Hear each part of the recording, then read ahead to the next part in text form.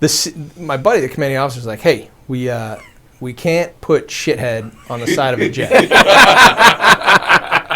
Young captains, you need to come up with a different name."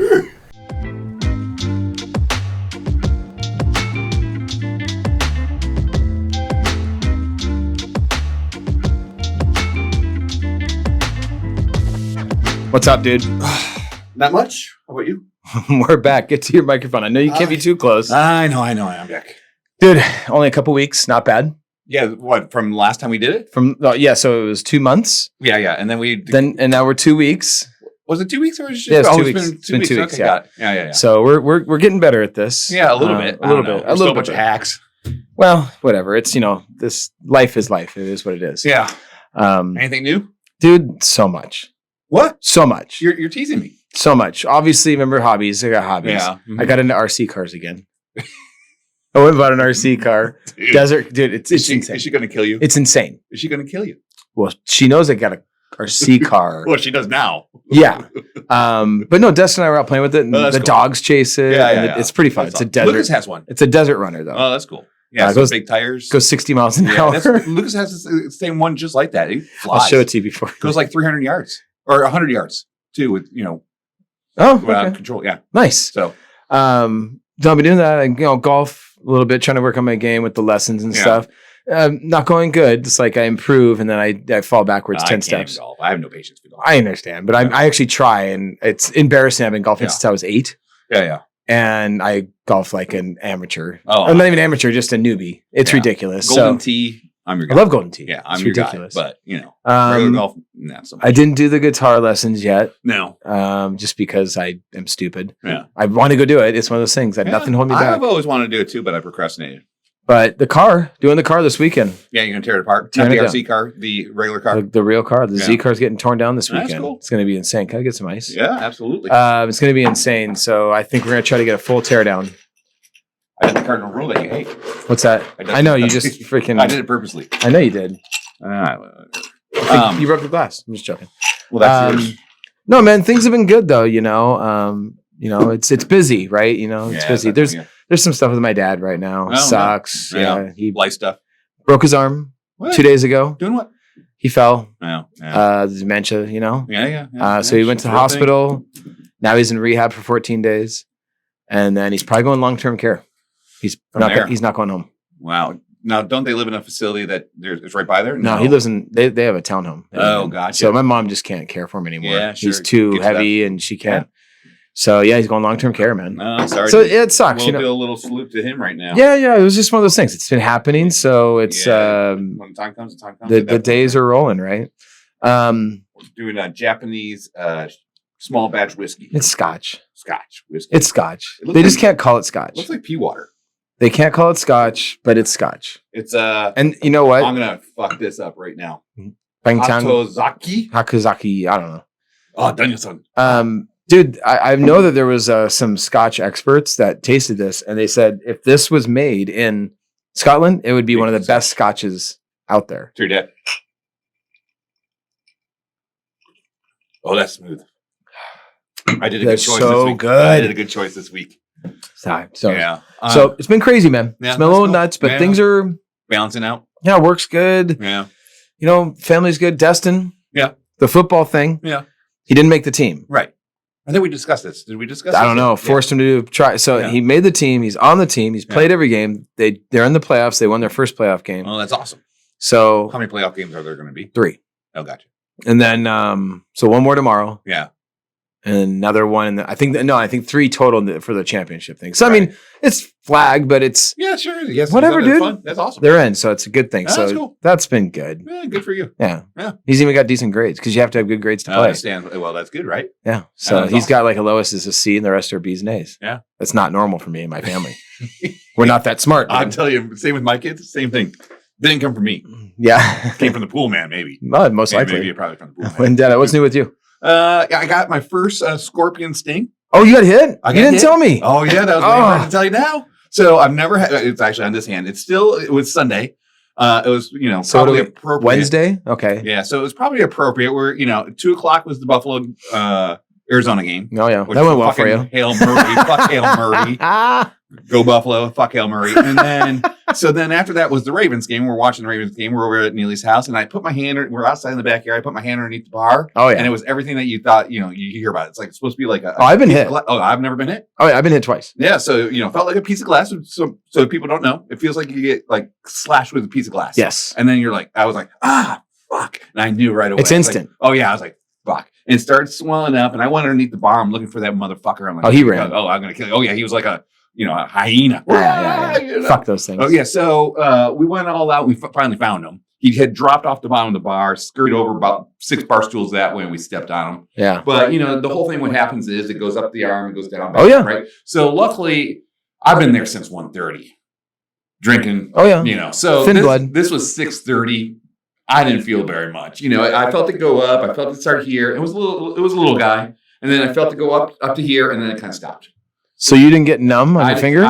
It is. Yeah, I did get numb on the finger, and the finger is actually still numb. So that was Sunday. Yeah, and it's still numb. It took 2 weeks for the numbness on my leg to go away. Yeah, I mean, it doesn't feel funny, but so he didn't get you with much. Yeah, well, it's just I know that's what I thought so too. Because when I got hit, it was in my shorts. Crawled up my shorts. Ooh. Right. So he's in my shorts, and I felt it. He hit me on my right leg, on the front of my leg, in my shorts. I knew it instantly. Bam. Yeah. And he was about that big. Yeah. Well, they say the little ones have no. No, they mean little. Yeah. Well, mine was little. Okay. Yeah. Well, they also don't make it very far. Well, but he hit me, and then I went to grab him, with the shorts. Yeah. And he crawled around to the back and hit me again. Oh, motherfucker. Then he fell out and I stomped on him. Well, totally. He got me good because it was instantaneous, absolute murder pain. I mean, I was hammered. Murder. You were hammered when you. So luckily, my buddy, he had an orchard. So everyone's been stung 50 times, so they know what to do. Instantly elevated leg, ice on it because you want to put ice on it I guess it breaks down the venom or something like that. Gotcha. And then I took Vicodin because it was not like prescription. You got called the doctor up. Dude, I took a Big Mac, 1,000 milligrams. You called the doctor up. He gave you Vicodin. So I do that, and it's the throbbing goes away because I got the ice on it, and I'm just drinking, and Vicodin's kicking in. I'm like, okay, all right. And at 30, 40 minutes, I go, this ain't nothing. I got this. Now the ice is on it. Yeah. I pull the ice off. I'm like, yeah, I'm fine now. And he's watching me, and he knows. And I was like, it's fine. Oh my God. And I freaked out and it hurt. Oh, really? So I couldn't walk. Oh, wow. So for the next 3 days, I couldn't feel the entire right side of my entire leg. Oh, fuck. So you couldn't really walk then, right? It's weird. It was weirdest thing walking. And the funnier part was once in a while, I'd be walking around like I talked on the phone and walked around the pool. Yeah. And white people problems. And so I'm walking around the pool, and once in a while, my leg would just go and give out. Yeah. Oh. It just go and I fall. It was hilarious. But I had shocks. I had aftershocks, they call it, where the nerves would trigger. Oh, interesting. 2 weeks. That's crazy. Eric had the same thing. His finger in a wood pile. Oh, sure. And he got hit, and his hand went numb all the way up to his arm. He couldn't feel anything here, and he gets shocks a month, 2 months later. Yeah, well, I felt it go up, and I felt it like right you got here. lucky. I did, and fuck those things. I know. So that's what happened on my weekend. You didn't even ice or nothing. I did ice when I got home, like at 11 o'clock at night. Son of a bitch. So, and I was like, it doesn't feel that bad. I think it was just all the alcohol. I don't know. Well, that's ridiculous. So anyway, so what else? What else? No, that's about it. Just doing the daily grind. I think we got a good show today. Oh, dude. We got a special guest. Dude, it's going to be awesome. We'll introduce him here shortly. Absolutely. Hopefully he'll have fun. We all have fun. And light up some cigars. Let's do it, man. Well, let's get him and we'll have some fun in here. All right. Sounds good, brother. All right. Cool. We're right back. And we're back. All right. We're back. We're back. Special guest today, everyone. Captain Chris Collins. I don't know. He probably didn't like that, but whatever. He's Captain twice over. Chris, not many people know you outside of our friend group, but you're here. You're our first guest. You're a special guest because you got the fucking best story. That's all I gotta say. He's got the best goddamn stories, and he's special. The only thing that I don't know if I told you this, and you're gonna blush. Every time I'm around you, I go, what the fuck did I do with my life? Oh, absolutely. What was tell about what his life is? This motherfucker, that's what I was gonna say. I mean, most people don't know, but I mean, obviously, it started. Career started military, right? Yes. Yep. Mr. Marine. Yeah. You want me to go through it? Go for it, man. How many years? Did 20 years and 1 month in the Marine Corps. 20 years in 1 month. Why 1 month? Yeah, why 1 month? Don't know. Yeah. It was the way the math all worked out, but What made you leave? Wife or the military? Have you met them? They probably kicked you the fuck out. Exactly. That's what I was thinking. no, I mean, you look through my career, I did all the fun things I ever wanted to do. I think the only thing that I didn't get to do was be a commanding officer of a fighter squadron. But, God. at the end of 20 years, I flew for all but a year and a half of that. And that's pretty rare. Everything else that happened in my career was a ton of luck and timing. And What the fuck did I do with my life? Exactly. Well, and see, so you gotta understand, me not being military. Oh yeah, we need a cigar. We're done. I got two different cigars today. You can pick either one. So I picked up. I don't have my glasses. Why don't you read that one? I don't remember what that is. This is Siri. Yeah, I forgot. It's supposed to be a good cigar. Or you bought them on the beach in Mexico. I did. They're the best. So they're Cubans, right? They're real Cubans. It says Cubana. So this is probably a much better. I picked up some specials here. I think that these are our go-tos. All right, let's go. Okay. The White Series Monte Cristo. The White Series is supposed to be pretty decent.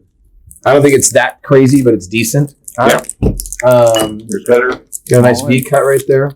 So I mean, again, I was never in the military. My father was Navy just for a short while. But I mean, so obviously you flew. You motherfucker, you doing that shit. Obviously you flew before the military, right? I did. Yeah, you were piloting when you were young. Right. We read that. We found that story online. So let's talk about that story online. Let's start with the origin. So what happened was, I remember, like, yeah, I do that. I'm like, I remember, I was like, hey, let me look up his career. And this story came out. You grew up in Ohio, and I'll let you take it from here. Wait, you're from Ohio? No, Connecticut. Oh, it's close. But it wasn't in Ohio where you were. Oh, okay, never mind. Connecticut. You from Ohio? I already fucked it up. You grew in Ohio. No, ironically, my story started. I was on a plane trip from the New York area to Phoenix back in 1986, and on the way here, on the plane, they showed Top Gun. How old were you? I was 11, almost 11 years old. I was visiting a friend who lived in Scottsdale, and then it was from that day on I go, that's what I'm going to do for the rest of my life. And so I kind of, at the age of 11, I kind of had a goal of what I wanted to do. I didn't really. You know how insane that sounds? Yeah, well, yeah. Because my kid's almost 13. He doesn't know how to wipe his ass. So, my kid doesn't even have a goal. Doesn't even know how to spell goal. The goal's like a soccer. At that age, I wanted to either drive trains or be a fighter pilot. And the fighter pilot thing worked out. And I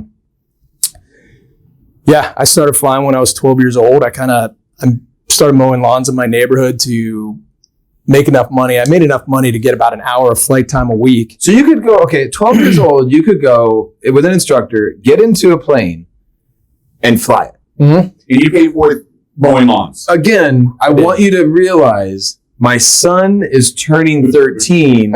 The idea of him being behind the stick is insane to me. Well, it gets even weirder because, when I was 16, that's the first time you can fly solo. 16? At the age of 16. So you can drive a car or you can fly a fucking plane. Well, here's the thing is my birthday was on a Saturday. So you didn't have a driver's license? I couldn't get my driver's license till Monday.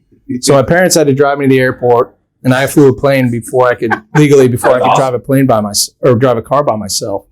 And then when you're 17, that's what you get your license, and you can take other people up. And I used to take. So you don't have your license at 16, but you can go up there. You go up solo. You can practice. You go up there solo, but you don't have a license. Yeah, it's basically it's a learner's permit where you don't need supervision. Instructor, kind of, because you're in a plane. Yeah. Why wouldn't you need it without a license? You go up so by yourself. awesome. This is so awesome. But then when I was 17, I got my license, and that's when I realized the potential of being the only kid in high school that flew. So I used to take girls out to like Montauk, Nantucket for dinner, at the age of 17, which is awesome. And at the same time, it was like an hour and a half. But I look back and I'm like, what the hell were these parents thinking where they're letting a 17-year-old take their 16, 15-year-old daughter on a date? Absolutely not. That's insane. Oh, my God. Yeah. Okay, so you're flying little Cessnas and whatnots. And then, we'll get to the story. The story, the greatest story. Started off right here at age 12, 16. Well, I mean, when was that in high school? The story When I was in high school. Fuck, was it? Okay. Let's So, go into it. Go into it. Let's go into it. Dude, We can't this not go has into got to be one of the best stories. Again, nobody knows, so don't leave. I haven't heard it before. You got to tell it again. So it was May 10th, 1991. It was a big deal, which is why I remember the date. And it was, in Connecticut in May, you've got some nice days and then you've got some cold days. Spring's almost there, but it's not every day that you get those really beautiful spring days. So May 10th just happened to be one of these gorgeous days. And I go to school and I'm like, man, I just want to go flying. So I decide to have one of my girlfriends write me a note out of school saying I was going to a funeral. Logic behind that? Who died? Who cares? The logic was you're getting out. Did it say who died? God, Who did you kill? I can't remember. I've killed somebody before. Somebody died May 10th. Yeah, but the Grammy died. Oh, yeah. I had a bunch. That's how I got out of the college exam. but I kind of figured that as I go to hand the note, because I had to get a pass to get out of the parking lot, I figured the attendance lady wouldn't ask any questions. It was a funeral. Right. Oh no, your logic is perfect. Sure shit, she didn't. So I get my pass out, and I was going to go flying. So I went up, rented an airplane, and I was out just doing stuff. This wasn't a premeditated thing. It kind of just evolved. But the airport where I was at was only about 20 minutes to the east of where I grew up. And I'm up doing touch and goes, going out in the practice area, doing turns and stuff. And then I'm kind of getting close to my town, and I look down, I see the high school off in the distance, and I'm like, I think I'm going to go fly over the high school. So everybody's got the free periods out there. Everybody's laying out on the grass and everything. And so I'm in a Cessna 152, which full out goes about 95 miles an hour. That's like 150 horsepower, right? Yeah. Okay. No, it's less than 150 horsepower. Yeah. And so I fly over the high school at 500 feet, doing about 80 miles an hour. I don't do it once, but I do it 3 times. And why would you? And I mean, 500 feet, it seems like you're probably like, yeah, but it's right not. There. It is, but I'm not making a lot of noise. I look down, I see my friends out there in the field, and all that stuff. And then I go back to the airport and I land, and that's it. Well, I go to school the next day, and I'm in Miss Reardon's. Really quick. Yeah, 500 feet legal to fly over a school. That's where the technicality came in when I was standing in front of the FAA judge. You're getting there. You're getting there. Okay. Yeah. So, by the way, what do you think of the ashtray? I like it. That's legit. Yeah. Little oyster there. No, it's one of those abalone. What is that? Abalone, the little sea creature. Yeah, sea creature. Oh, really? Yeah, that's his natural inside of his shell. And now we're dumping ashes into his home. Yeah.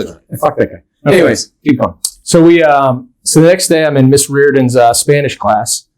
Somebody knocks on the door. There's 2 police officers that ask me to get up and leave the classroom. Well, you did buzz the school, basically. I did, but I Buzz the tower. You buzzed the tower. I didn't think it was a big deal. And then I get in the principal's office, I'm 16 years old, and the cops are like, "Did you fly over the school yesterday?" And if I had just shut up and said nothing, Just lied. probably would have been, no, I wouldn't have lied, but if I just said nothing, it probably would have worked out better. And I was like, I did. That me. You saw that shit? Yeah. And from there, I ended up getting suspended from school for 3 days. I got grounded for 30 days. Still worth it. $3,000 in lawyer fees because the goal was to go to the Naval. And this is back in the 60s, so that's pretty serious. The goal was to go to the Naval Academy, and I thought this could, and my parents thought this would adversely affect my ability to do that. So, long story short, I get in front of an FAA judge, and wait, there's judges just for flying? Yeah, I didn't know. I had no idea either. I thought it'd just be like court. Yeah, absolutely. Apparently, a high school is considered a congested area where the minimum altitude is 1,000 feet. So you were half that. Yeah. The irony of this is that fast forward 20 years later, flying with the Blue Angels, I used to fly inverted at 100 feet, doing 450 miles an hour over random towns. Oh, yeah. Every weekend. Yeah, but you know why that's okay, right? Yeah. Because it looks cool. Yeah. Okay. Yeah, you fly blue and yellow jet, you can pretty much do anything you want. People go, I'm sure that's legal. So you go, all right, so you go to the judge. Judge goes, yeah, you're fucked? Or I got my student pilot's license suspended for 90 days. And then, how bad could it have been? Yeah, well, let's say you're a piece of shit and you mouth off. How bad could it be? Worst case scenario, I mean, they could have completely revoked my ability to ever get a flying license, which that would have adversely affected my ability to fly in the military. Yeah, that's crazy. Yeah. Big thing. I would have been shitting my pants, I think. Question. Yeah. Would you do it again? I'll tell you what. People still talk about it today at the high school. Yeah. Legend. Well, I mean, think about it. Would you have been... That was the kickoff to probably the next stages of your mental flying. Like, you weren't going to go fly trainers and freighters. You were like, no, I'm flying planes. I'm flying things. Like that seems like the kickoff to that, right? Yeah. It was in your blood already. You were just like, I got to do this. Yeah. I needed to throttle back a little bit to make sure I wasn't going to get in any more trouble. But it all worked out in the end. I didn't end up in the Navy, which is what I wanted to do, but I ended up in the Marine Corps. And why got turned down? Why not? Well, I applied to the Naval Academy. They weren't too impressed with my GPA. So I went to Norwich University, which is the oldest private military school in the U.S. up in Vermont. And the plan was to go there for a year, reapply in the Naval Academy, and try and get in. However, while I was up there, I met the Marine recruiter, said, hey, why don't you come fly for the Marine Corps? He's like, we'll take anybody. Yeah, literally. And so I didn't know a whole lot about marine aviation. By the way, I didn't know marine aviation was a thing until I met you. Like, I just thought most people don't. I thought there's a lot on the aircraft carriers of marine and stuff like that, right?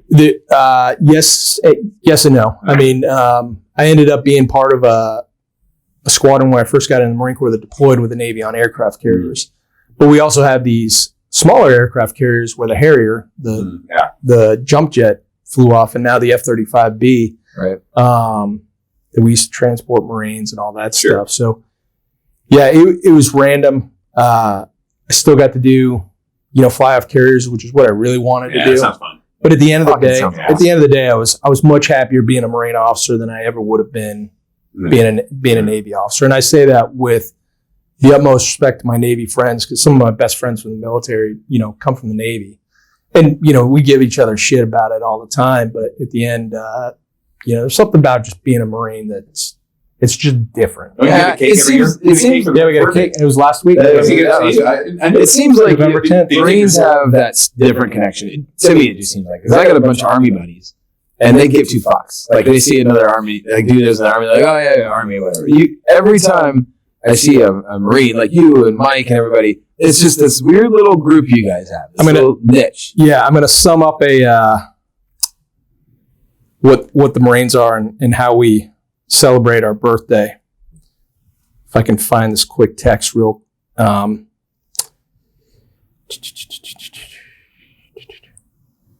Sorry, it's pretty funny. It's worth it. All right, so we got the election last week, and it says, just a friendly reminder that if you plan on rioting because of the election, be sure to be done before November 10th. The entire Marine Corps is about to get white girl wasted, and we'll be looking to fight anything from raccoons to rioters. White girl wasted. And that's the great thing about the Marine Corps birthday is it doesn't matter where you are in the world. Marines are always cutting a cake on November 10th and celebrating the Marine Corps birthday. And you won't find that, there's a Navy birthday, there's an Army birthday, Coast Guard, Air Force. It's all... And you cut it with a sword, don't you? In comparison, yep. You take your sword and cut it. When I'm at home, I break out the sword, we read the Commandant's message. One of my neighbors is a Marine. We have the kids over. We make them stand at attention while we read the Commandant's message, cool. and then we sing the Marine hymn at the end. So that's awesome. It's pretty neat. Again, I'm asking questions just because when it comes to any branch of the military, I'm dumb. But I noticed that, let's say Marines and Army, or Army and Air Force, or Air Force and Navy, it's kind of we work together, kind of. We help each other when we need to. And there's a level of respect, I'm guessing, with the idea that, we are in the military, but at the same time, I also hear the comments of like, those fucking fags. Yeah. You pussies over there. And I guess we need you to go clear the fucking line or whatever it is. It's a lot of shit talk. I don't know is it shit talk or is there a little bit of that underlying, like, I don't not like you, but. So, Congress. You know I'm going with this. Yeah. Congress really annually or on average about every 15 to 20 years tries to get rid of the Marine Corps. Why? Really? Well, we've got the Army, we've got the Navy, we've got the Air Force. So why Marine? So why do we need the Marine Corps? Right, okay. Every time Congress comes back and what ends up happening is they determine that the United States does not need a Marine Corps. They want a Marine Corps. All right. Because of everything we've done. The Marines' ability to go What's out. the claim to fame? What is the Marine Corps in? You name a campaign and there's been a major fight or battle at some point that has defined the Marine Corps history. I mean, the most famous thing you see is, when we took over Iwo Jima.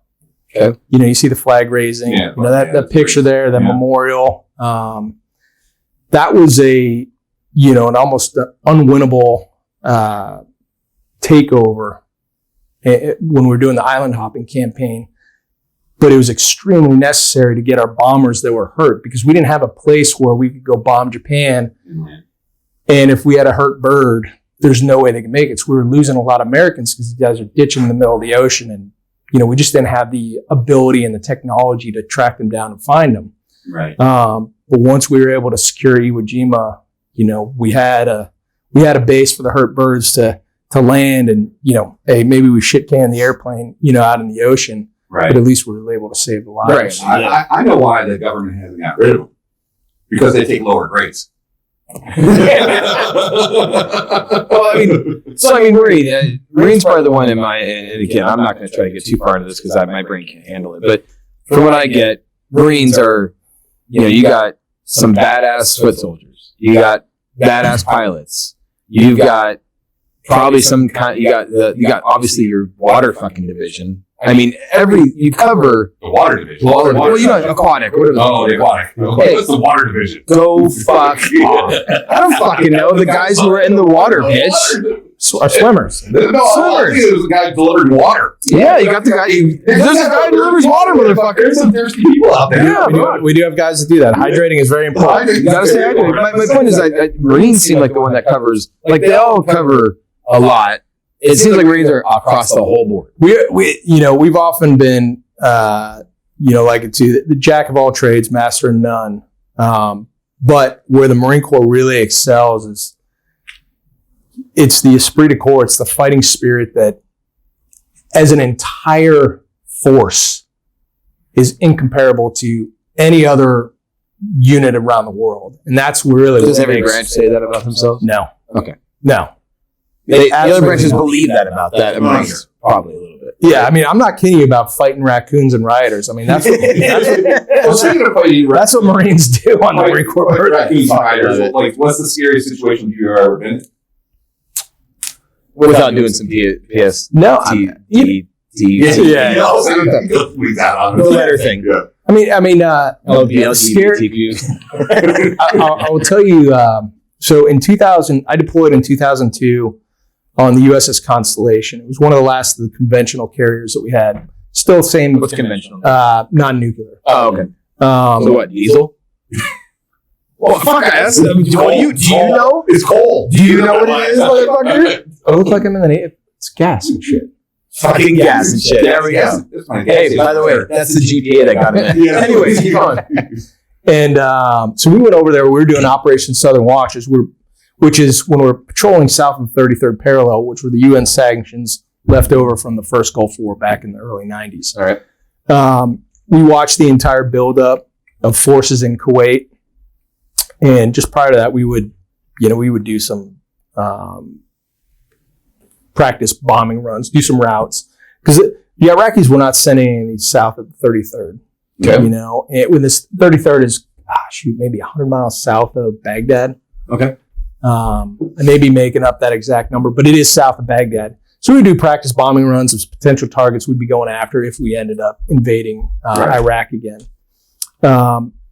March 17th, this is an interesting story. We St. Patrick's Day, right?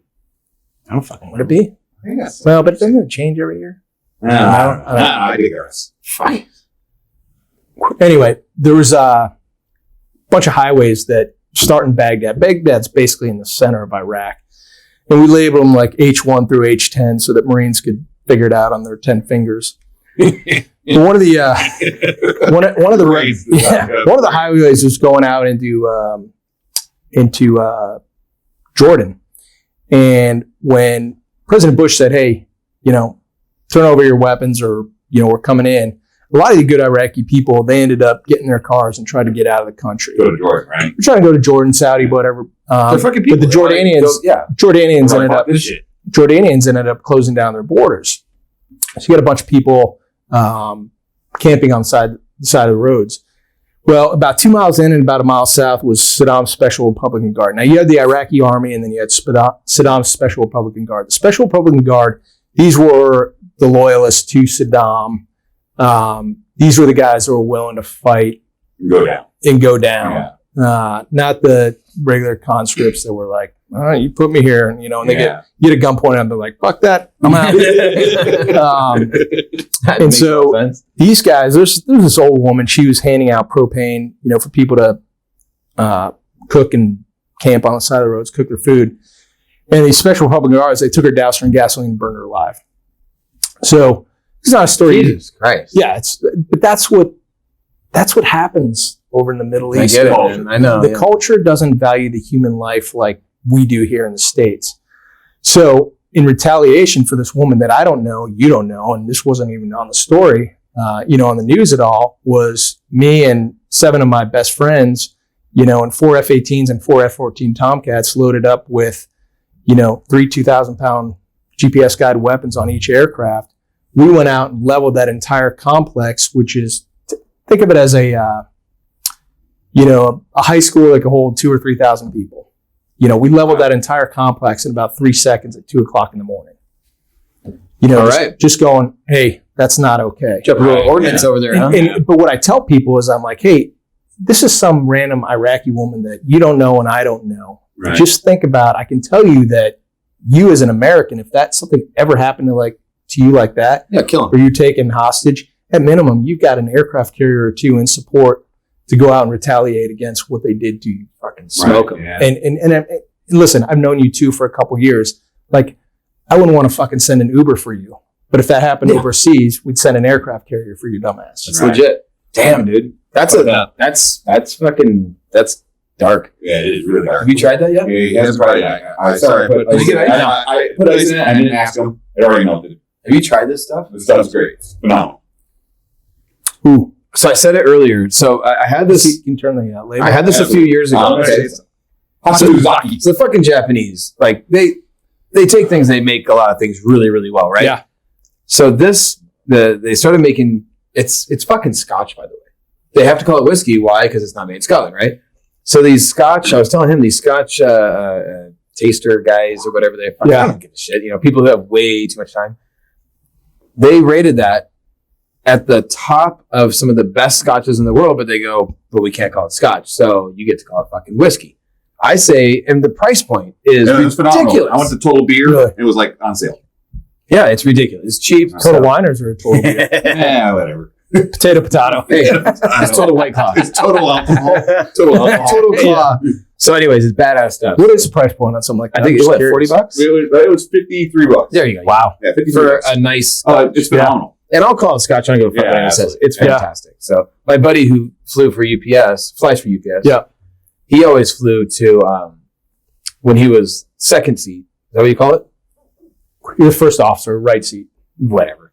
Sounds good. He flew to Dubai all the time. Yeah. And when he went to Dubai, he probably, I'm not going to say his name, but, he threw some stuff in his bags or whatever came in. And, golf clubs, whatever. And, and he'd bring back, the best cigars, obviously. And he brought back that before we had it here. Like this very bottle? Like this same brand? Same one. Gotcha. Wow. Before we had it here. And I remember he goes, try this shit. And he's a Scotch guy, he says, try this shit. And he didn't show me the label. I go, that's phenomenal. That's tits. And they have a bunch of different brands over there that I want to try them all. They do. I love but it was Japanese. that one that he brought. I love Japanese whiskey. It's great. It's one of the interesting things is how light it is. Yeah, the color, but it has a very dark flavor. Yeah. If that makes sense. It tastes like a Glenlivet. Yeah. Well, way better. But but it's like Glenlivet with that bite, but it doesn't look like it. Yep. It's smooth. Yeah, well, it's yellow. Well, it's yellow. It's like a Japanese piston to it. Said, hey, Americans, drink this. So, hey, by the way, can I just say, I think what you guys are doing is great. Watch you guys. Fun. It's self-indulgent. We do it for ourselves. But it's fun. I'm glad. I'm glad you guys invited me out tonight. Well, and now I've been doing this in my back patio by myself. Cheers. Cheers. Salute. And this is the thing. It's so self-indulgent that you being here you're the first guest. Thank you. You being here proves that we want someone here to talk shit to. Oh, absolutely. Because now it's not. You know, I was thinking, when we don't have a guest, I think we'll put a skeleton in there. Yeah. We can't not have it anymore. It always has to be someone here. It'll be awesome. We're going to run out of friends. We don't have that many friends to bring over, though. Dude, I'm meeting people on the street. Oh, there we go. Go to Vegas. Go pick up a homeless guy. Find some weirdo. Hey, I got one. Talk about stories. Call sign. Oh yeah. What's your call sign? What's your call sign? Maverick. Yeah, right. Yeah. Now, that was the other unfortunate thing of that movie Top Gun is that they took all the cool ones. So they took all the cool ones in the movie. He's like, by the way, I don't remember 5 in the movie. Maybe 10. He doesn't want to say they actually said there was Hollywood, there was Maverick, there was Goose, there was Iceman, Wolverine, Wolfman, Slider. Oh yeah, Slider, you stink. So listen, he's prepping this up. Of course, he doesn't want. They're all taken. Yeah, they're all. Wait. Do you choose your? Yeah. I chose Kitty Collins. You chose that? No bullshit. Yeah. You don't choose it, obviously. Wait. Say it again. What is it? It's Kitty. Kitty. I mean, it's not Maverick. What is it like? Here, kitty. So in the Navy, I still won't fuck with you. I'm talking shit though. In the Navy and the Marine Corps, it's a little different than the Air Force, and I'll talk about that in a minute. But when you show up to your squad and you get your call sign for either doing something stupid or something to do with your last name. Like one of my good buddies, his last name is Cannon. His call sign is Yogurt. Wow. Yeah. Yogurt Cannon. Yeah, I thought Kitty was bad. Way worse. That's on his helmet. Another bet. Oh yeah. Hey, Yogurt. Hey, Yogi. Another good friend of mine. His initials are BG. We call him Big Gay. On his helmet. And this guy was the equivalent. This guy was equivalent of a Top Gun instructor, one of the most tactical pilots I know. And so I had not done anything stupid. When I first got to the squadron, they called me Bootsy Collins, who's a black jazz musician. And that lasted for a couple months, and then didn't work. You had these, it didn't really stick. People weren't calling Bootsy. In the squadron, there's 18 pilots, and guys are like, either like it or they don't. Yeah. As the receiver of it, the more you hate it, the more it's going to stick. They're going to call you that all the time. So, but when you show up at a squadron, you show up and on the whiteboard in the ready room, it's like call sign review for Chris Collins. And it's like gay boy, it is the worst names you could call a human being that end up there. And so, thank God for the internet, they start searching Collins, and Kitty Collins was a character played by Ava Gardner back in 40s, 50s. And I didn't think it was going to stick, but here I am, 23 years later. And K-I-T-T-I? So everyone else decides what you're going to call it. Yeah. Oh, why? Okay. Yeah. God. Whereas the Air Force, you can get some basically buy-in of what your call sign is going to be. Cash and cigarettes. Yeah. And so I'll never forget a cross country, me and my buddy, Corky and Kitty on a cross country. Corky, because he's mildly retarded. Best friend. Say that out loud. One of my best friends. One of my best friends. It's okay. We can say. I was on because I am, and I was on the Blue Angels with him too. Just a great dude. And we went out and fought these two guys, and their call signs were Bonesaw and Ripper.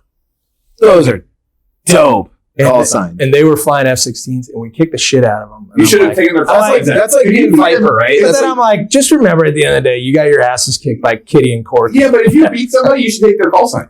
okay, well, wait a minute. So obviously, there's only so many names. I mean, are there some Yeah. repeats out there? Obviously, That's a good point. Is there been another Viper? There was Another one on Kitty? Top Gun. There ain't a Viper in the Marine Corps or the Navy. Yeah, I'll tell you by the way, and nobody Could has you to- imagine having that name and what you have to live up to? I mean, come on, he's the most badass fucking character. You don't want to be Goose, you got killed. Yeah, One of Goose- the- one Goose of the- guys. Yeah, Goose dies. One of the best stories is buddy of mine was a squadron CO. New guy shows up. And again, all these names go up on the board. And they start calling him shithead. Let the dog So- move. So Jerk. my buddy, the commanding officer, is like, hey, we can't put shithead on the side of a jet.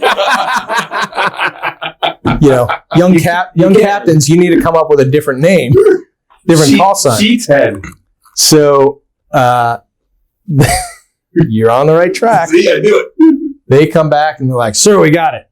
And they're like, what? They're like, we're going to call him Shafid. They just took the space out between shit and head. That's fucking awesome. And they put Shafid on the side I of the love jet. it. There's still shithead. True. Yeah. That's awesome. And you know what's great? This guy Did is, he go to the wars in the Middle East? no, this guy is He great. was killing the Iraqis.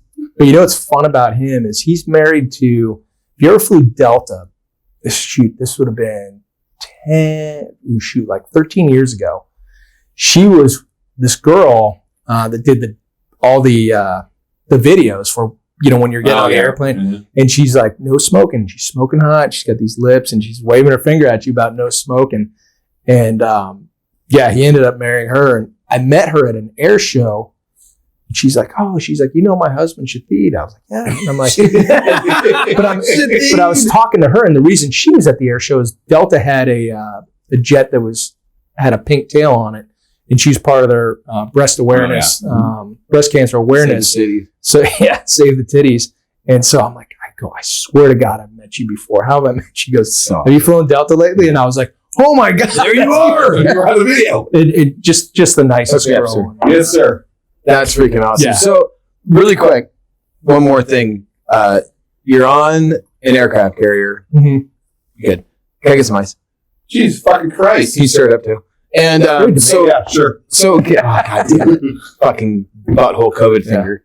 So you're on. I mean, you're the aircraft carrier is probably what 95% Navy, Mhm. and then there's your squadron of what 16 of you. Need more? Yeah, but there's about I'll take one ice cube or something. One ice just to cool it. What the fuck? Thank you, sir. Yeah. Yeah, but a squadron comprises about 240 Marines, of which 18 are the pilots. Okay, so there's like 250 of you on that ship. Yeah. That are Marine. Yep.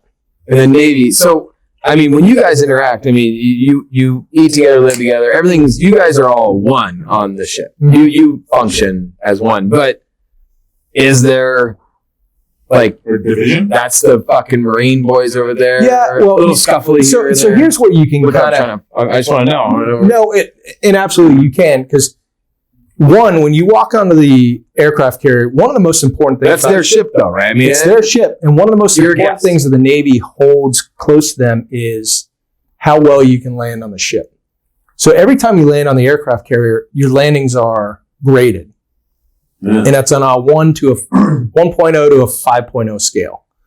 An OK pass is a 4.0, and that's really what you strive for. An underline OK that's worth a 5.0, but that's usually you're coming aboard and you're single engine. There's something really wrong with your aircraft. But so it's graded, and about every month and a half, they do an awards ceremony, and there's always one squadron that gets top hook. And This is like average overall. yeah, the top hook is a squadron that has the highest composite score. And every time that we were on the aircraft carrier, we won the top hook. So we beat the Navy at their own game. And we weren't cocky about it. We just went out and did it. So Marine's not always on the Navy ship. Not on every aircraft Just carrier, no. sometimes. We had 3 squadrons on we had 2 squadrons on the West Coast and 3 on the East Coast, Okay, all right. deploying the carriers. And when you beat the Navy at their own game and you're not a dick about it, you get a lot of respect from That's cool. them back. And it's fun for the Marines too, because when you go out there and you do it with some humility, and we were good tactical pilots too. So, but at the end of the day, it was one team, one fight. Because a lot of times when you go into country, we'd have mixed divisions where you have 2 Marine aircraft, 2 Navy aircraft, or you get a large strike, half of it's Marine, half of it's Navy and all that stuff. So that was pretty neat to be able to be a part of that. And we had some good guys that trained us to make sure that we were landing, our ability to land on the aircraft carrier was where it needed to be. Because the Marines traditionally, a lot of time, they're like, water, water, water, steel, cut, And that's the joke, that Marines can't land well on the carrier. And we went out. Because the CO was like, look, we're not going to chase this, but we're also not going to not do it well. And both of my commanding officers had that attitude, and we went out and we just did what we needed to do, and we did it well. This may be a fable, but isn't there like a test where you get like 3 tries? You're too far. You're too far. There you go. 3 tries or whatever to try to make it. Otherwise, you're not going to be on the ship. I mean, well, is that a fable? Sort of. When you go through initial F-18 training, you do initial carrier quals, and you need to meet a certain grade in order to finish flight school. Right. Because if you can't land on the carrier, you're done. You actually get a second chance to go out and retrain.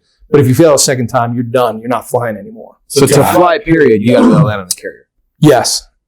Because it's, if we're out in the middle of nowhere and you're deployed on fuel. Well, or there's no place to divert. We call that blue water ops, where you have no choice but to land on the carrier. Right. And we need guys that can do that, because landing and taking off during the day is literally the most fun you could have with your pants on. Doing it at night is one of the dumbest goddamn things a human can do. Yeah. And it's a gut check too. Landing at night never got comfortable. I have 350 traps. 200 of those are at night. And it never got comfortable. You got good at it.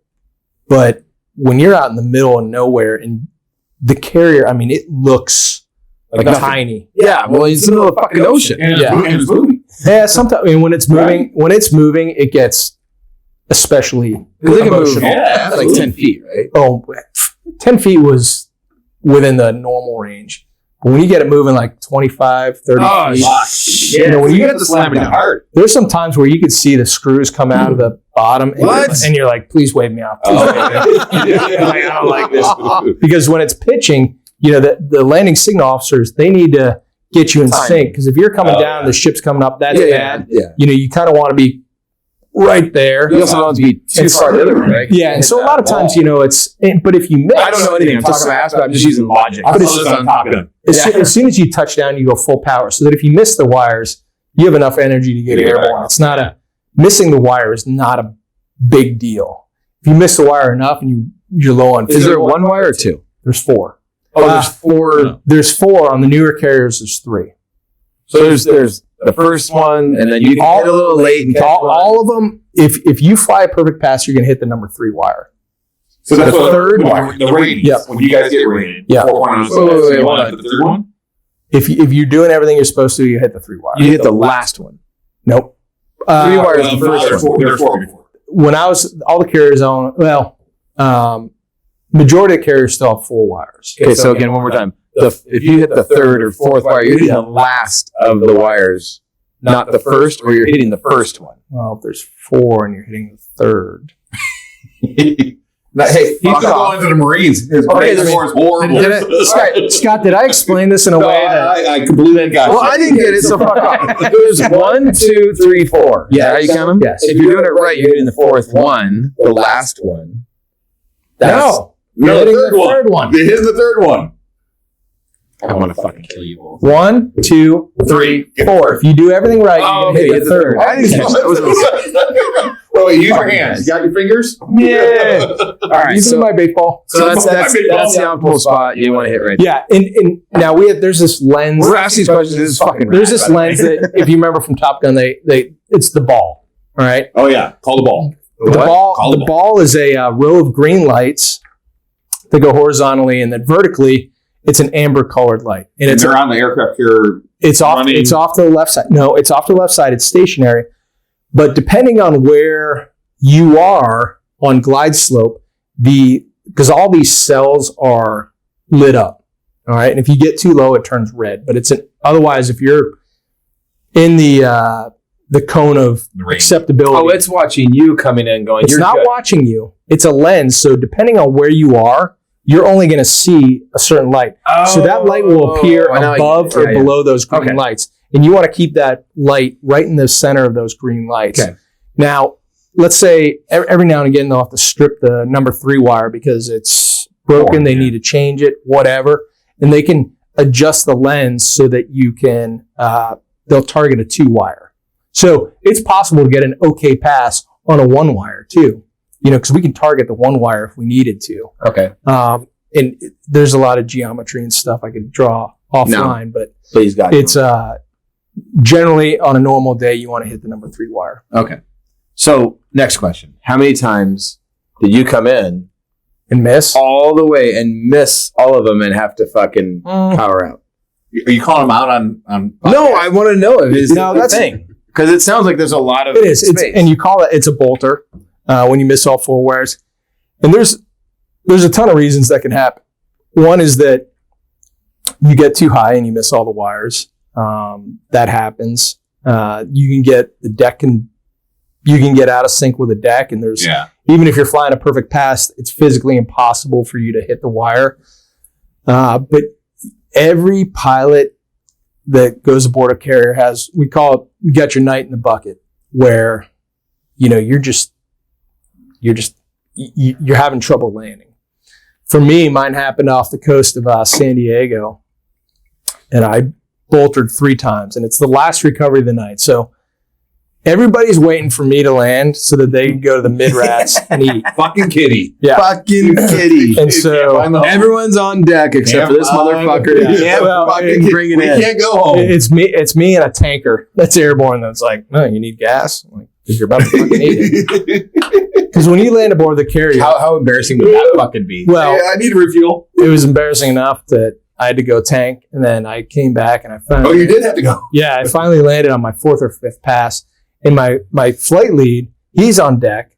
This guy, Travis Kelly, his call sign's Fabio.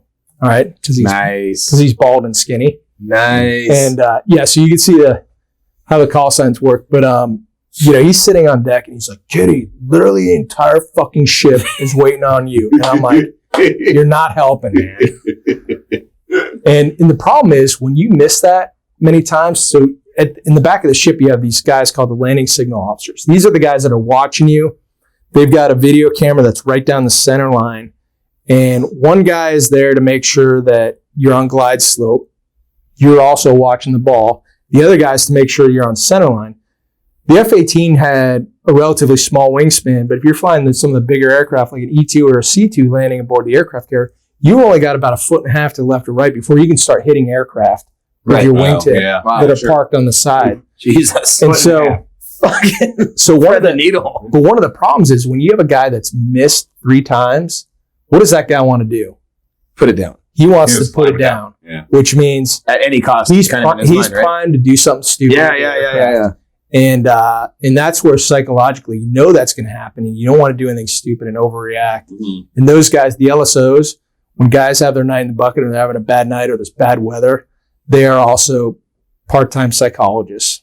They're like, hey man, when I'm on down, when I'm at the tanker and I'm like, fuck, I need to get aboard. They're like, hey kitty, hey man, let's just relax the next time around. We'll get you aboard, right, buddy? Just don't worry about it. Just fly the ball. Blah blah blah blah. Well, because you got to lay a weight coming down. Radio massage therapy. Well, I mean, they really are. I mean, it's Top Gun had that part. I'm using it because it's like, but what's his name? He got into trouble. Blah blah blah blah, and he had to walk him in. I mean, it's Maverick doing it, but I mean, I can't imagine my brain. I couldn't do what you do. But the good thing is, so the LSOs are pilots, and I was an LSO too. So you're up flying and you're having a bad night, and you hear my voice, somebody that you trust, and you're like, all right, man. And I know Kitty's not going to kill me. He's going to make sure he's going to get me aboard safely if I listen to what he, despite what I'm doing on my jet, like I can make your jet do what I want it to do by talking to you. Right. If I see you going a little bit high, I go, a little easy with it, and you're just going to pull the power back. And by me saying that, I'm giving you the confidence. Hey, man, I got you. Don't add power. I know you're scared. It's dark as shit out there in the deck, but that's crazy. We got this. And it's pretty neat. It was pretty cool to be part of that, the LSO team, because there's a lot of pretty sketchy nights and bad weather where, guys are coming up to you afterwards and they're shaking your hand. They're like, dude, thanks for getting me aboard. Even though they're the ones flying the aircraft. But, we can almost see what your aircraft's going to do because we've got a lot of more information about what the ship's doing, and we can get you aboard safe. So it's 2 seats in the 18, right? I flew single seat F-18s. We do have 2-seat F-18s. Okay, so you flew by yourself almost always. On the carrier, yeah. Oh, okay. Yep. You're by yourself. Yep. No one in there tapping your shoulder, fucking saying it's all right, buddy. Give me a little shoulder massage. Yep. No. Damn, that's fucking crazy. Well, flew with my favorite pilot every night. Yeah. I don't even want to know. All right, so this is the coolest part that I have to get tried it once, it didn't work. This is the fucking coolest. This is the coolest part. I just had to rub one out. This never gets old for me talking to you about it. But you're how many years in flying before you get called to? I'm trying to figure out where you're going. I don't know. You did Top Gun, right? All right, Top Gun. Yeah, or I don't know what you call it. I have no fucking idea. But Top Gun. Okay, it's called Top Gun. You got called to that. It's the United States Navy Fighter Weapons School, formerly known as Top Gun. Miramar or whatever, right? Yeah. No, my story was literally straight out of the movie. Like, hey, Reed lost it, turned in his wings. You were number 2. You're going. You're like, fuck. So you're Maverick. Literally, somebody else dropped out, and they needed somebody else to go, and you get to go, and I got to go. So you did Top Gun, the movie, fucking idea, the school, the drill. What's the difference? The fighter ship. Yeah, no, literally. So there's no. So you've already done war and all this crazy fucking shit, and they're like, no, you're going to the badass. Yeah, so I went. By the way, just so you know, I think that what the military should just do for everyone who goes and flies fighter jets. They should all just do that school. Well, that would be my thought process. Yeah, but it costs about $1.5 million to send a guy through the school. Okay, let's not do that. Let's not do that. Yeah, so, I revoke my comments. It's pretty impressive, and I can tell you, real Top Gun. There's no volleyball. There's no riding motorcycles down the runway, and there's no singing at Chicks and Bars. Well, I guess there could be singing at Chicks and Bars, but that didn't happen. It's literally 13 weeks of intense academics and extremely dynamic flying. And the purpose of the school is so that, is it going to make you a better pilot? Yes. But really, the purpose of the school is to take a pilot from the fleet and make him a really good instructor. Okay. So they're grooming you. Taking people up towards the end of their career piloting? No.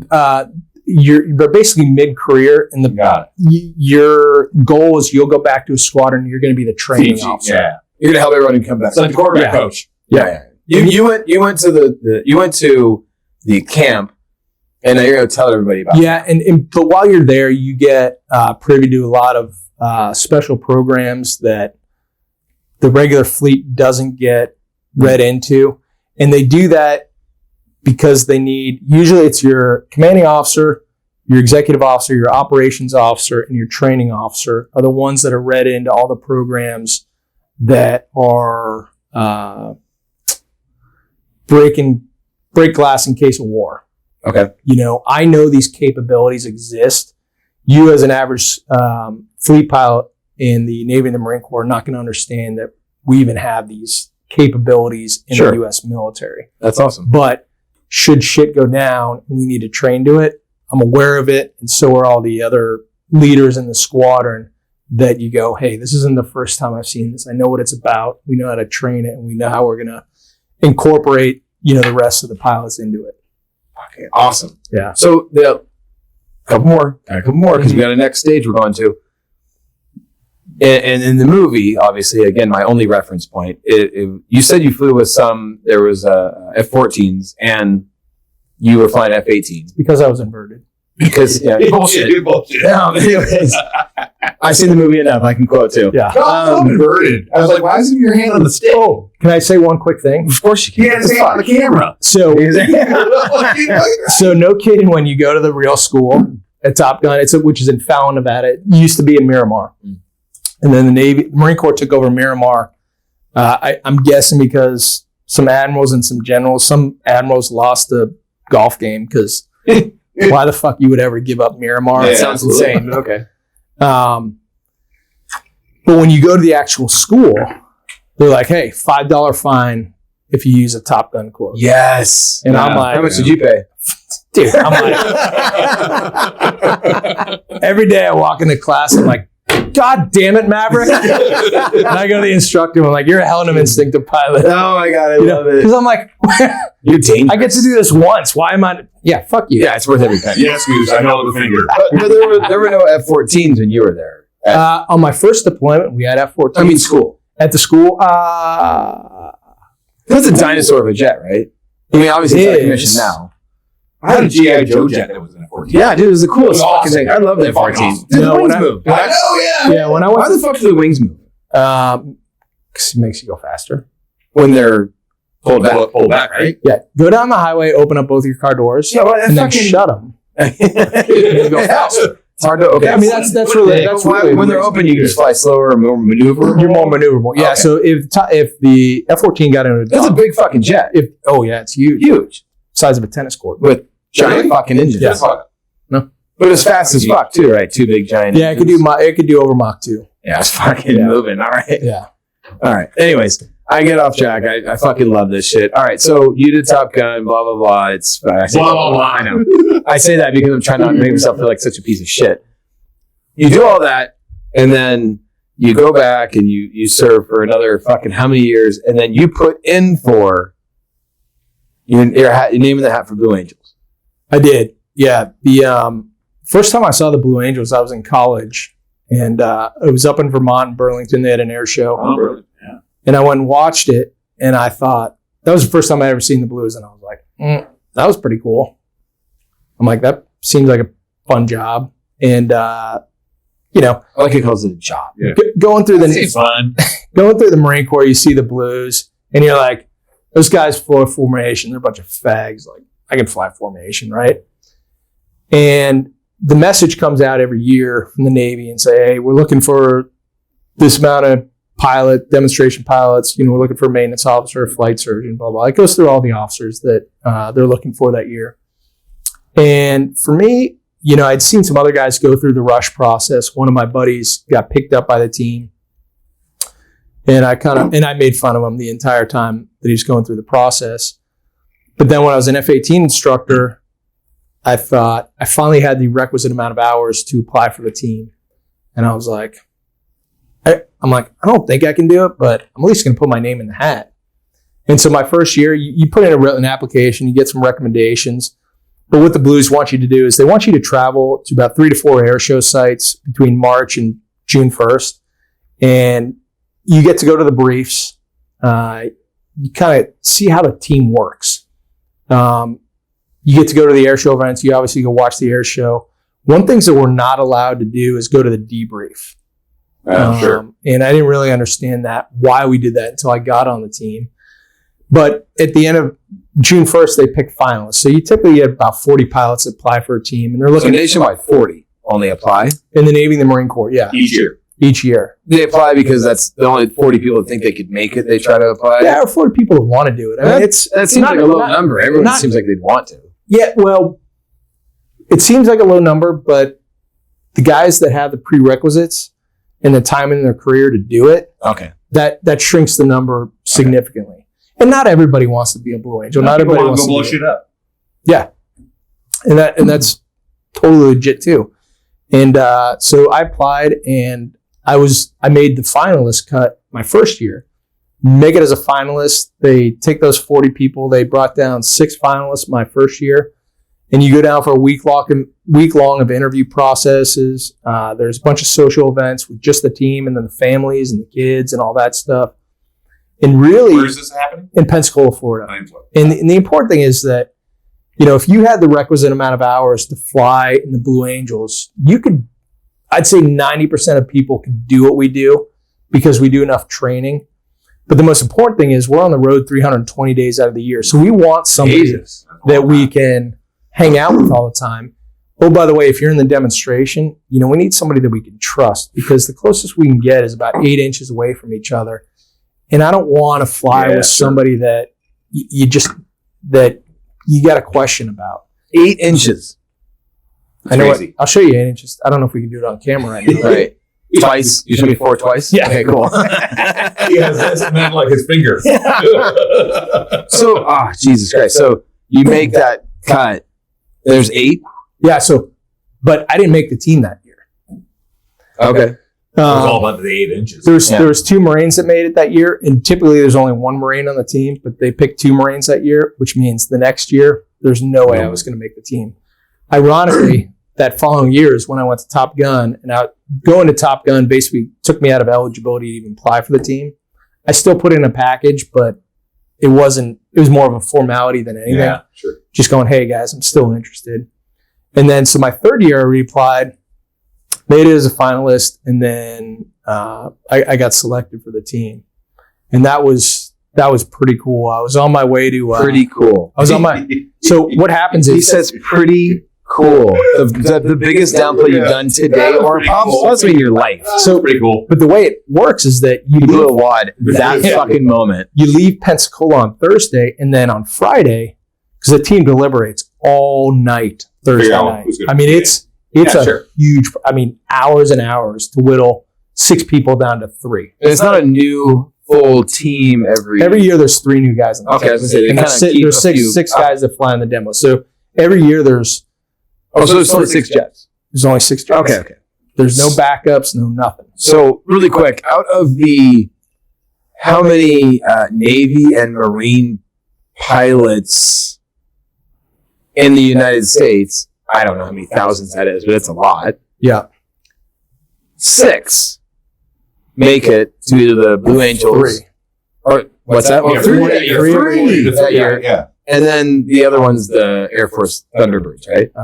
Yeah, fucking whatever. You love it. So how long are you in the Blue Angels for once you're selected? You fly in the demo for 2 years. What's the demo? You fly in the demonstration. Oh, demonstration. Got it. So I went right into flying demo. The guys that do the 3 years are our narrator, because he narrates his first year and then he flies in the demonstration years 2 and 3. When you say narrator, he's on the microphone. He's on the microphone. Talking to everybody going, this is what's happening. He flies our 2-seat jet to the air show the day before. He does all the VIP flights with reporters and celebrities and things like that. That sounds good. Yeah, that sounds horrible. My second year on the team, I flew the 2-seat jet 4 out of 6 days that we flew. But in order to fly in my jet, when I flew in the demonstration, you had to be an air show performer or you had to be a fleet aviator, whether it was from the Air Force, Navy, Army, Marine Corps. Right. And that it was always fun flying guys, because you put guys in the back seat, and especially F-18 guys, you make the F-18 do things that you didn't know it could do. That's fucking crazy. You know, I did things at 100 feet that when I was in the fleet, I wouldn't do at 15,000 feet because it scared me. Yeah. You put a guy in the back and they're like, shit, this place is uncomfortable. Well, 100 feet, there's no room for error. No. None. I mean, but we don't start out at 100 feet. You know, if it was dangerous, we wouldn't do it. We'd make it look. Yeah, sure. We make it look dangerous, but it's not. It's like a magician, the whole escaping. You don't really do is. it if it's dangerous, because that would be stupid. Yeah. When we talk about the movie, Top Gun and inverted, you guys really do the inverted. Mm-hmm. Right? Like the video. Have you seen that? You saw I did. That's why I'm like, put ridiculous. your hand on the stick, get your hand off the camera. Unfucking real. Yeah. I mean, that was the dumbest thing I did on a daily basis. But it was fun, and it was the most fun 2 years of my life. There's a lot of things that Blue Angel 4 got to do that Chris Collins would never get to do. I always laugh at the story that you have, and this kind of like brings it that you also have a home life while this is all going on. Mm-hmm. And it was the spider story. Yeah. It was a mouse. But a mouse. Yes. The mouse. I always screw the stories out. What the fuck? Wait, do I not know this story? I don't know. It's a great story. I think this is where you're going, but I was in Fort Worth, Texas. We're doing an air show. And we just got done briefing. We're literally about to walk out to the jets. And we take off at 3 o'clock every afternoon. But 10 minutes prior, we have our Navy corpsman who picks us up, and he's in charge of driving us out to the aircraft. Now the Navy corpsman. So we have a Does it flight. feel good to have the Navy drive you to your plane? So we have a flight surgeon on the team. That's our doctor, and our doctor is also charged with grading the air show from a spectator's point of view. So we had a female doctor, Joanna Valentine. She's awesome, but I'm pretty sure she didn't learn air show grading when she went to medical school. Yeah, absolutely. And so we teach her, go, hey, this is the way we want the air show to look. So you tell us at the end. So when we're debriefing, she goes, yeah, this maneuver sucked or it was good or whatever. She gives us you the wow factor. She goes, hey, from a spectator's point of view, you guys nailed it or you didn't. And then we watch it from a video and we debrief, how we can do it better. Well, we have 2 Navy corpsmen in the squadron, and these guys were in charge of driving the pilots out to the jets. An additional duty that these guys had was they had their own iPod that needed to be plugged into music. And they had basically, I don't want to say it was walk down music, but our drive down music. They were in charge of getting us motivated. Taking the brides to the aisle. I know. So there was a lot of Metallica, AC/DC. Of course. Yeah, pumping you up. These guys were standing outside the van, doors open, kind of like a chauffeur driver. And you're a celebrity. Get in there, and they would have the music that we needed to pump us up. Now, one of the interesting things about these guys is that they also kept their mouths shut because there was a lot of shit said in that van about a lot of people, other genders, blah, blah, blah, blah, blah, that they knew, hey, what you hear in the van stays in the van. And it's the Vegas of the military. Yeah. And so just prior to us getting in the van, about 3 minutes prior, I get this call from my wife. And she was in San Diego because we moved into her house, but I still saw my wife on the road as much as the guys who had wives in Pensacola. I just saw her on the road. And she calls me up and she's like, Chris, there's a mouse in the kitchen. How many minutes are you away from boarding your plane and taking off? 12 minutes. There's a mouse. He's about to. Honey, there's a mouse. He's about to fly 8 inches away from another fucking jet. There's a problem. There's a problem. Time distance problem. I'm in Fort Worth, Texas. She's in San Diego, California. And I'm like, Trace, I go, listen, there are 200,000 people out there about ready to watch this air show. A small crowd. I go, what in the holy fuck do you really want me to do about this right now? It's fucking awesome. Because you're getting in my head and I can't have you. I listen to AC/DC and now I can't have you in my head right now. She's like, well, what should I do? And I'm like, kill it.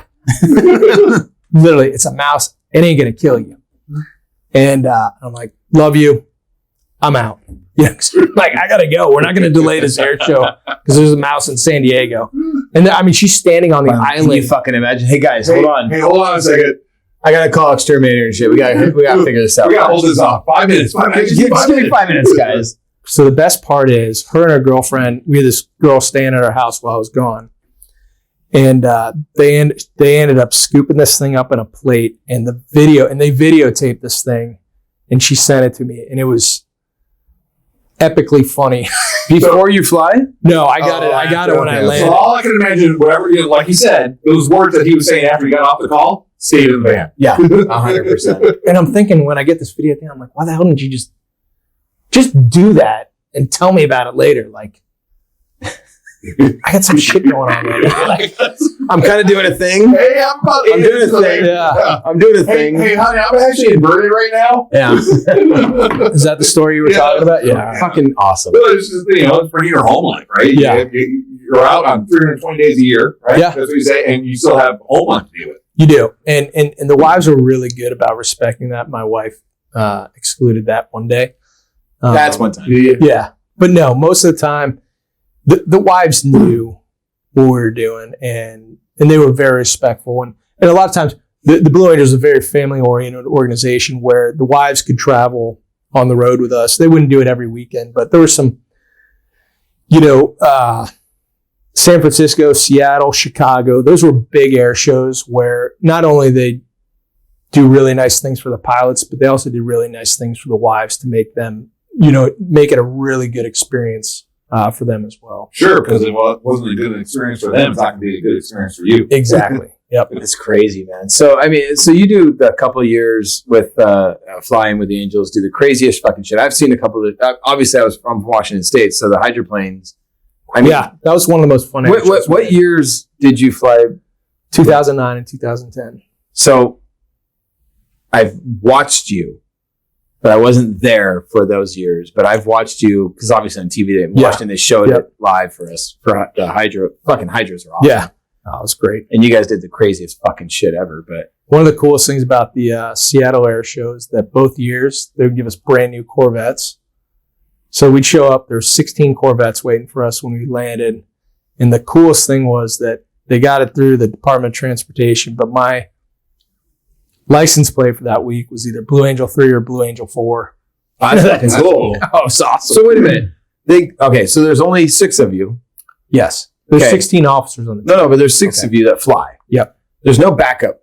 No backup. So if a guy's out, you're short of a jet. Yeah, so that's happened, obviously. Yeah. The only air show I missed. You get the shits, you're not going up, right? You're hungover. You have the shits, you can go, but I had the flu one time in Chicago, and I missed one air show. That was the only show I ever missed. So I watched, but I was in this up on like 20th floor of this hotel. I was watching the air show, eating chicken noodles. So how long are you up during an air show? How long are you actually up in the air for? The high show, which is the longest show we do, where we can do all the looping maneuvers. It's 42 minutes. The shortest air show we do when the ceiling's down at 1,000 feet is about 30 minutes. Just because we can't. And that's from takeoff to land. Takeoff to land. Yeah. But the jet can't fly much longer than that, right? With how fast you guys are running. Yeah. I mean, because we're so low and we're an afterburner a lot. Yeah. Flying fast. That makes sense. You got a little bit of reserve. Go get the fuck over there. Yeah. Yep. So you do that for 2 years, and then you go back into service. Mm-hmm. And you do, how many years did you do after the Blue Angels in service? Flying. I got off the team. I was at 14 years. And then I did a ground tour for 2 years after that. What's that mean? What does that mean? So I wasn't flying. I was at up at Camp Pendleton in San Diego. I was an air officer, which meant I was at the highest level of the Marine Corps. And so I was tasked with divvying up all the close air support and all the assault support from helicopters, jets to the ground units that required training. That required an air asset in order to train. Okay.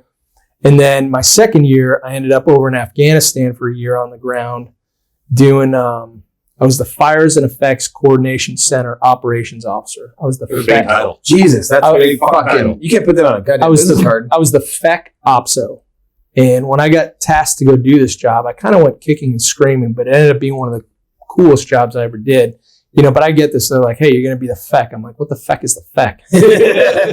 And but I went over to Afghanistan. We were down at Camp Leatherneck, and we had some really cool assets attached to our unit. We had an Army PSYOPs company. They did a lot of neat stuff over there. I had an Army Space Support Team. I didn't know we had Army Space Support Teams. They had they were in charge of primarily theater ballistic missile support warning, because Afghanistan's right next to Iran. Okay. They had ability to reach out and touch us if they wanted to. But those guys also had some very unique capabilities to track and make guys go away. A lot of James Bond type stuff. Cool. That's fucking awesome. We got read into a lot of programs over there that you just thank God you're an American. That's all I'll tell you. There's a lot of we have a lot of abilities to kill people that I didn't know we could kill people that way. Yeah. That's fucking awesome, man. Look, your career, like I said, when I started this, I said, I fucking, every time I'm with you, I go, what the fuck have I done? I've done my thing, and my thing's my thing. Your thing is fucking rad. But at the end of it, it's, it's a privilege to actually be friends with you. Sure. Via Larry Job. I call him Job. I'm gonna talk about that story here in a minute. We golfed today. Him and I golfed. I heard. Him and I golfed today. He fucking called you. He did? Did he call you? You heard I golfed with him today? Chris. Oh, fuck. Okay, Jesus, because it was fucking terrible. So, anyways, it's just a kick-ass opportunity that I do really enjoy that friendship and whatnot, because nobody I've met in my entire life has done the things and or is willing to talk about them. Also, that's a big thing too. I've got some friends who've done some cool military stuff. Yeah, they just don't really feel like getting into it.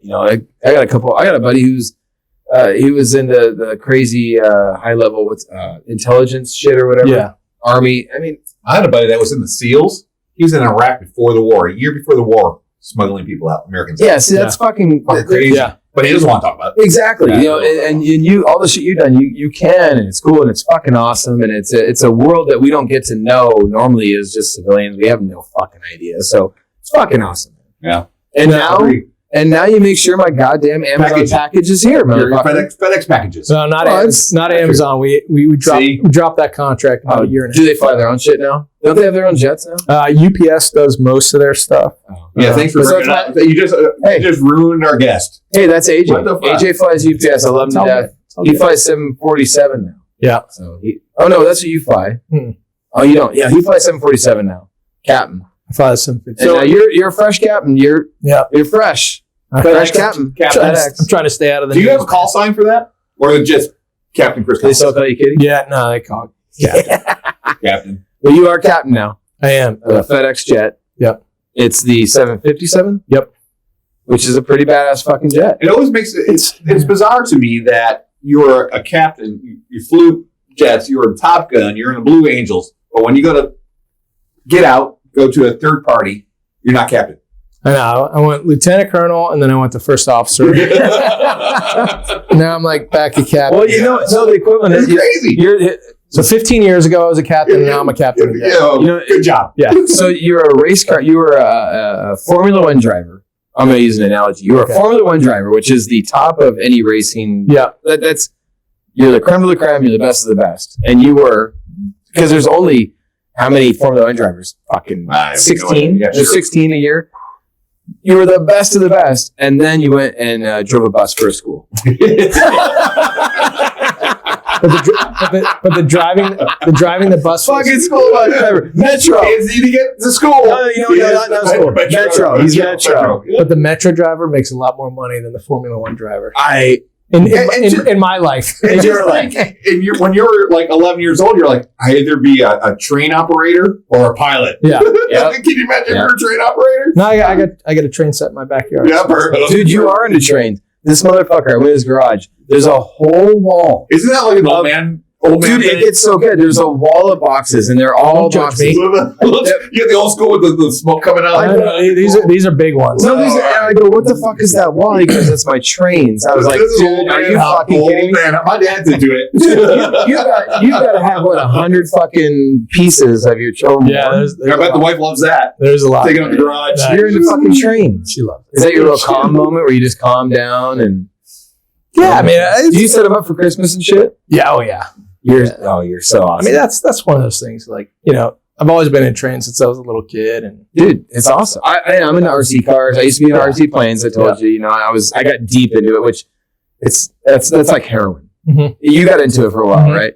I got into it all the way. I got to right to giant scale. Yeah, you can spend a lot of money doing that. My buddy started a business now. He sells them. He has a warehouse and he sells them.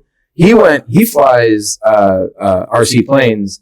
He demos across the United States. Like, he's the guy who goes out and shows you what it can do. Yeah. Which is what you were doing. I have a great story about that. I was 16.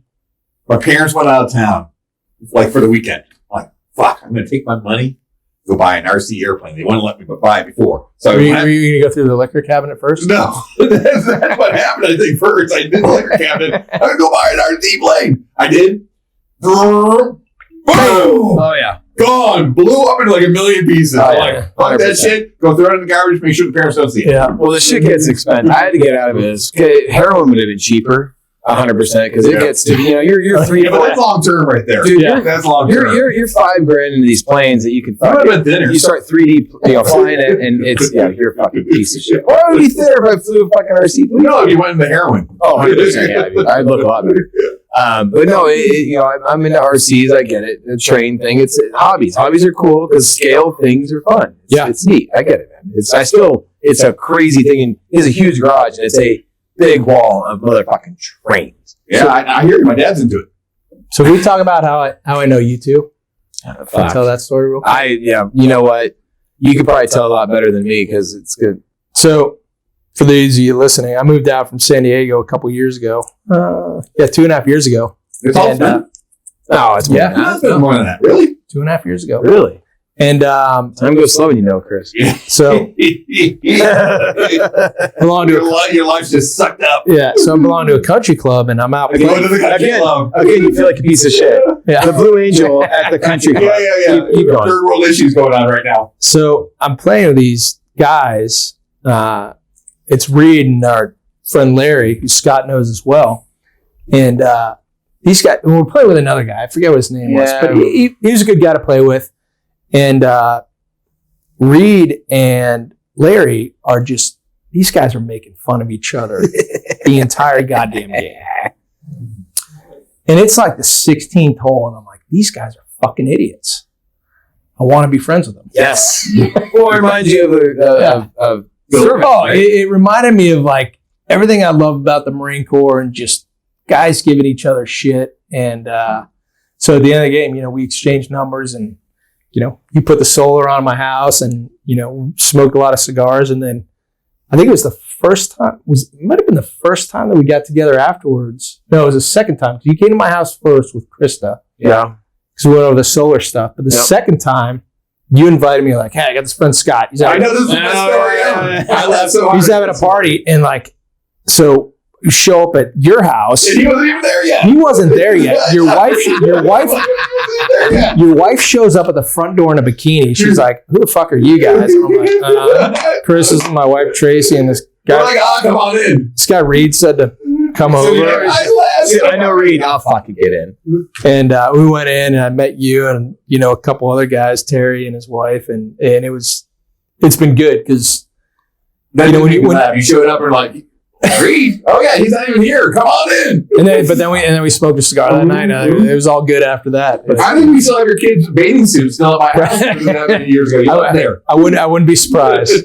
But no, that was pretty cool because coming out here and not knowing anybody, it's funny how you just meet people, and then here we are 2.5 years later, and I think you were drinking scotch, still smoking cigars. Look, I'll be honest. We're on the golf course, and I'm pretty sure you were wearing the Blue Angel hat that day of round. I do. I wear that. That's what I wear when I play golf. Okay, and I remember the one thing I remember very vividly. I was like, who's this dick wearing who the fuck wears a Blue Angel hat? Like, who the fuck gets the Blue Angel? Who gets the hat gets thrown in the crowd and actually wears this motherfucking thing in public?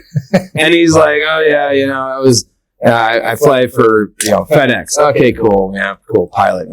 And then it was, I flew F-18s, in the military. I'm like, cool. And then the hat started. I'm like, were you a Blue Angel?